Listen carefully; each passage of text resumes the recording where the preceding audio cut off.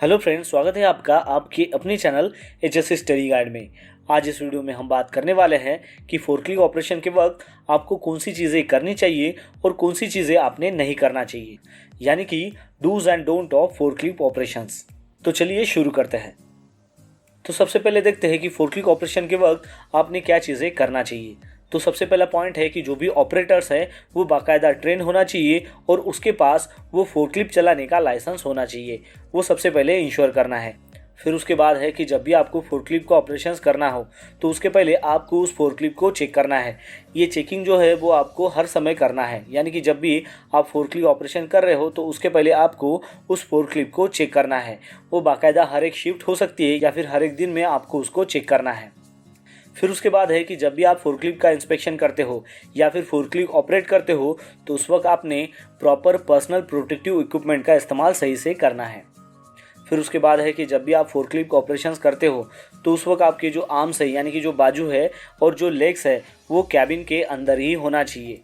फिर उसके बाद है फोर्कलिफ्ट ऑपरेशन के वक्त, यानी कि ड्राइविंग के वक्त आपको सीट बेल्ट का इस्तेमाल सही से करना है।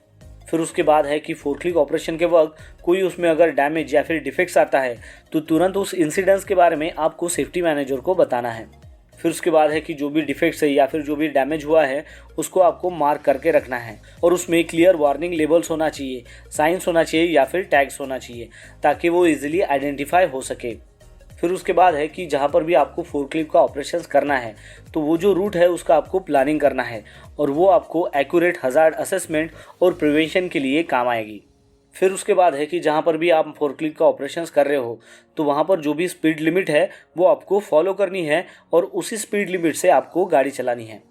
फिर उसके बाद है कि जब भी आप फोर्कलिफ्ट का ऑपरेशंस कर रहे हो तो जहाँ कहीं भी इंटरसेक्शंस हो या फिर ब्लाइंड स्पॉट हो या फिर जब भी आपको गाड़ी को बैक करना हो, यानी कि रिवर्स करना हो, तो उस वक्त आपको साउंड हॉर्न का इस्तेमाल करना है।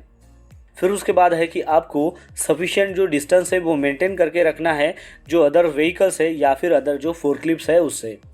फिर उसके बाद आपको ध्यान में रखना है कि जहाँ पर भी आप फोर्कलिफ्ट का ऑपरेशंस कर रहे हो तो वहाँ पर अगर मान लो पेडेस्ट्रियन अगर वॉकवे है तो उस वक्त आपको ज़्यादा ध्यान रखना है और हमेशा आपको उनको राइट ऑफ वे देना है। चलिए अब बात करते हैं कि कौन सी चीज़ें आपको फोर्कलिफ्ट ऑपरेशन के वक्त नहीं करना चाहिए।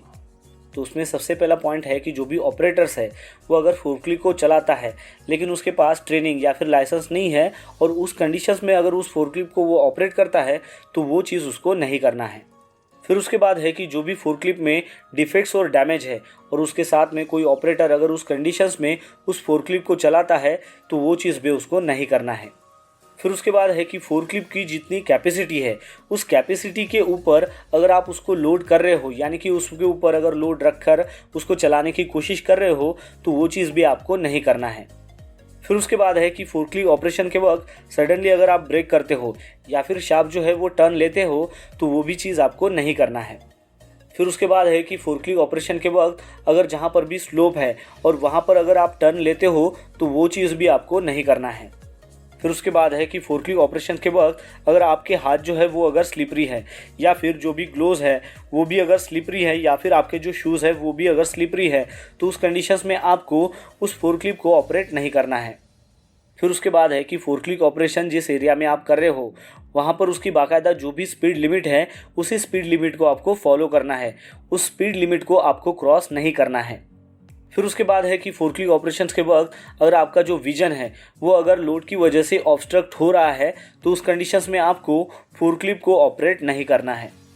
फिर उसके बाद है कि फोर्कलिफ्ट को अगर आपने रनिंग कंडीशंस में अगर रखा है और उस कंडीशंस में अगर आप उसको छोड़ के जा रहे हो तो वो चीज़ भी आपको नहीं करना है। फिर उसके बाद है कि जो भी फोर्कलिफ्ट के जो भी फोक्स है तो उसका इस्तेमाल आपको किसी लोड को पुश करने के लिए या फिर ड्रैग करने के लिए नहीं करना है। फिर उसके बाद है कि जो भी लिफ्टेड फोक्स है उसके नीचे में किसी भी पर्सन्स को स्टैंड नहीं होना है या फिर उसके अंडर में वॉक नहीं करना है। फिर उसके बाद है कि फोर्कलिफ्ट के जो भी फोक्स है उसके ऊपर किसी भी पर्सन्स को खड़ा करके उसको लिफ्ट नहीं करना है। फिर उसके बाद है कि फोर्कलिफ्ट के जो भी फोक्स है उसको आपको लिफ्ट या फिर लोअर या फिर टिल्ट नहीं करना है जब तक आप हैंड ब्रेक का इस्तेमाल नहीं करते हो।